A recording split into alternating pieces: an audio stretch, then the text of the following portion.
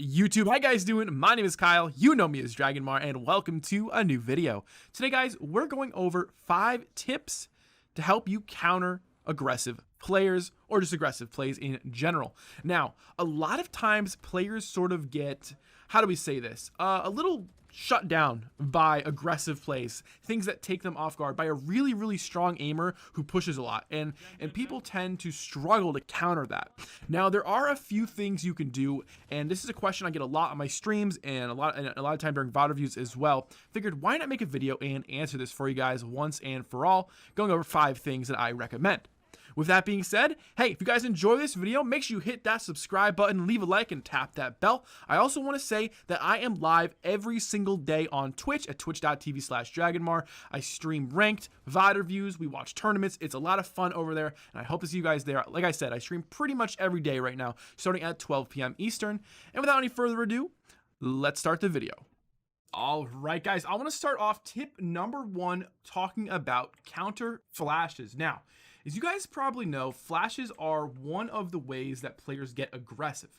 And the reason for that is simple. If you can blind the enemy, you're automatically at a disadvantage as long as you're not blind. So you got to fight fire with fire sometimes. And the best way to do that is often with the exact same technique, that being using a flash. Now, I'm over here on Haven in garages. This is one of those spots where you often see peaks from players getting aggressive. Either they want to fight window or they want to fight here in sort of second mid. And what ends up happening a lot is a player will come to this door here, they'll throw a flash, and then they'll swing out, right? And you have to figure out a way to counter this sort of aggression. This actually catches a lot of people, because what a lot of people do is when they get out here, they're actually just kind of running up here to get ready to actually take this fight. They don't normally expect the flash to just come flying around this corner that quick. However, if you can hold off your push a little and wait for this flash, you can counter it. Now, I want to talk about countering flashes, because you would think it's simple, right? You think it's, okay, boom, he flashed me, I flash him back. Just like that, right? Just like boom, boom. Just like, but it's really not. There's a little bit of skill involved, and that skill comes entirely from timing. Now, let's say the enemy player is about to flash. So they flash in 3, 2, 1. Okay, they just flashed. Now what are they doing? Well, we know what they're doing. They're coming out to probably about there, and they're lining up the shot here to shoot me. But if I flash right away, what ends up happening is this player is probably going to start firing directly where I'm going to peek, and I'm going to put myself in a lot of danger. However, if I hold off my flash just like about a half a second, it's going to let this player come out. They're not going to see anybody, and then they're going to get blinded. Then they'll retreat, and they probably aren't going to shoot the same way they would have before. A lot of counter flashes, a lot of the sort of value from them is forcing the enemy into a horrible position. It's not necessarily catching them, not looking, or just really the idea of even blinding them isn't that important either. I mean, that's really not what we're getting at. What you're really doing is putting them in a horrible position where they can't get back to safety. Because what happens, this player garage is going to throw this flash, not going to see anyone. Maybe they start pushing a little. Now you flash, this dude is in no man's land, and you're going to get the free kill on him. So the idea behind a counter flash is not so much, yeah, I'm blinding them. It's I'm blinding them when they are completely in the open and exposed. And that's really what you're looking for. That's why a lot of the times, actually, I remember there was a game on stream today where I was over here on A site. And I'm actually going to run over here because I want to kind of talk about this a little bit. But essentially what happened was I was getting pushed. And I was getting pushed from short, and I was getting pushed from long here. I was the only player defending. What I did was I got blinded, and I waited a while. And then I finally flashed after these players were like up here. And what did I do? I turned the corner, got 1 free kill, backed up, let the player push me, and got another kill. And the idea here is, had I flashed right away, just boom, boom, and tried to shoot, those 3 players probably would have just pre-fired this angle. I would have been dead.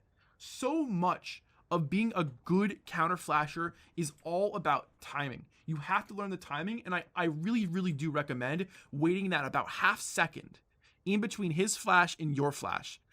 Because it does make a world of difference. You catch people in the worst positions.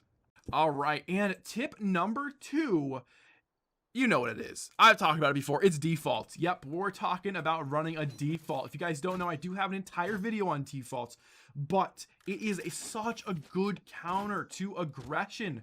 And essentially what a default is it's all playing passive and not putting yourself into a position where you can easily be punished or you could get stuck, things of that nature. So if I'm defaulting over here in mid, I don't want to push up to this box. I want to stay back here. And I want to just hold this angle passively, or even hold back here like this, using this as my cover. If you move up here, what you risk is you risk getting darted, getting naded, rocketed, all that kind of stuff. So this is actually a much more risky position than I think a lot of players give it credit. But remember, with a default, what you're doing is you're saying, I am going to wait to see what abilities you're using, to see if you're going to push me, if you're going to flash me, you know, if someone's going to run up, if I can hear something. The whole idea here is you're getting information. Now, let's say you get flashed here. What can you do? You can back up. You can wait for a teammate to come into window and help look down here, and you can re-clear together. And what ends up happening with defaults is when a team is getting too aggressive, right? I'm obviously talking about you on defense here, or excuse me, you on attack, and with defenders getting aggressive. What ends up happening is they will push out into, once again, like I was just talking about, bad positions. And in these positions, you're often able to call upon your teammates to help you fight these players, and if you do not kill them yourself, you get the easy trade. And it's really, really nice because a lot of the times what happens on a map like Haven is you get players pushing out a garage and pushing down steps every round. Well, if you're holding a default, you guys are in the right spots to be able to counter this without being at a risk to those nades and those flashes and those arrows. So it's really important that you do this. Another thing that's great about defaults that I want to mention before we end this tip here is that defaults also cover your flanks really well as well. So a lot of the times what ends up happening to players is they'll get flanked a lot during games because they don't have a sentinel. And this does happen. I had a game without a sentinel myself, and you'll get pushed on flanks. But if you're running a default, you've got every lane covered. And because you have every lane covered, you don't have to worry about the flanks. So that's another huge benefit. But the real idea here is that because you're playing passive, you can react to the enemy play with your team, and you won't be in a bad position to do it. Tip number 3, and oh man, it's kind of weird to say this, but one of the best counters to aggression is actually opping. Now, obviously, you guys don't see me op a lot. It's something I've tried to stay away from. If you don't know, I started off in Overwatch only using a sniper. I only used Widowmaker. And in Counter-Strike, I was essentially a main opper. All I did was ops. So I really, really relied on ops. And I would be the definition of an op crutch in a game like Valorant. So I've tried to stay away from it. But what's really, really nice about ops is that they are super, super good against aggressive players. Why? Because a lot of the times, like we were just talking about with flashes, the flashes actually don't blind operas very often because of the angles operas hold and how tight they generally are. This angle here is super, super hard to hold with a rifle, but with an op, it's a piece of cake. And what's really cool about ops is that not every agent in a game like Valorant will have flashes. Flashes are generally the only way you're going to get an opper to get off of an angle. And what that means is if someone wants to peek C long here or grab this orb, and they're not smoking, they have to body check this somehow, and they have to expose a piece of their body, which means if I see them, boom, I can fire that shot. And this is just something you don't have the option with other weapons to get that one-shot kill that makes ops so good for defending against aggression. Now, obviously, you can get overwhelmed pretty easily with an op, so you have to be careful.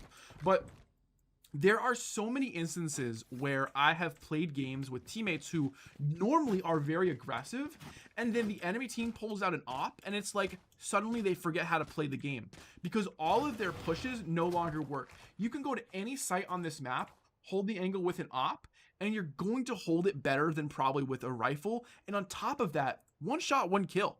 You get that opening kill on that aggressive player, you fall back, you reposition, you work with your team here. I mean, you're good to go. You know, it's just, unfortunately, it's one of those weapons that makes you want to have a teammate who's good with it every time you play the game because it really can shut down aggressive players. And unfortunately, I say unfortunately because I dislike ops, but, you know, maybe fortunately for you guys if you use ops, this is one of the best tools in the game currently to deal with aggressive pushes, to deal with rushes, and to deal with players who just seem to be, you know, rushing you all the time. And coming at tip number 4, so aggression. What does that mean? Well, it means map control a lot of the times because they're going to be pushing up. And what can you do to gain map control? Information gathering utility / abilities. What do I mean by this?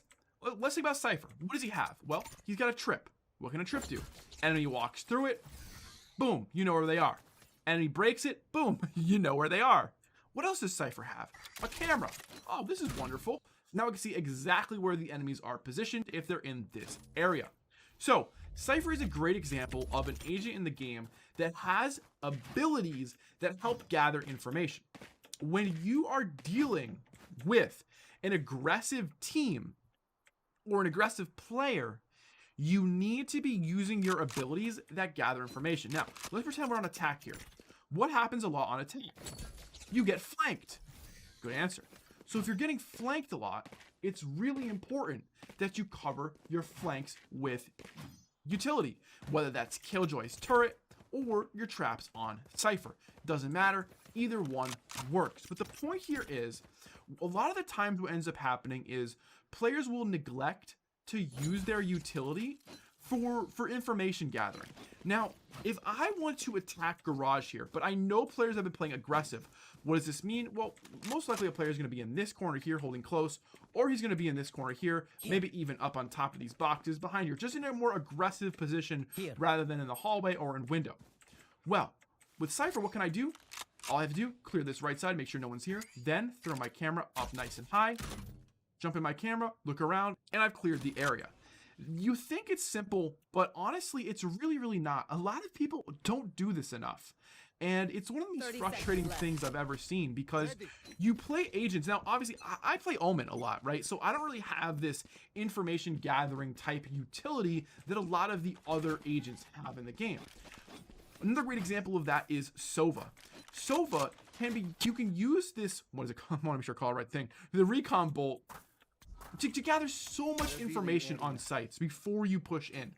And obviously I'm talking about countering aggression here, but if a team is pushing mid, maybe they run down mid every round, well, why don't you shoot a quick arrow over the top mid here, let it land, and see what it sees, right? Obviously not the best arrow, but the idea here is simple.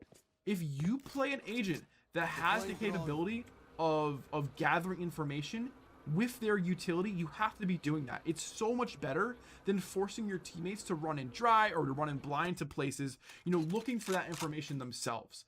And I think that's what gets a lot of people in trouble, is when they start getting pressured, they just kind of forget the basics. And part of those basics are to use your utility that is designed specifically to counter this type of stuff, to get you the information you need to properly fight against that sort of aggression. And a lot of the times, this utility can be used without putting yourselves in harm's way, in harm's way, like using the drone or using the recon bolt. And I think that's where a lot of people go wrong, is that they rely on their team to get the information, then they use their utility as if, you know, but they don't understand they're doing it backwards, right? And I think that's a big problem. Coming in at tip number 5, I'm going to be talking about fast plays and quick decision making.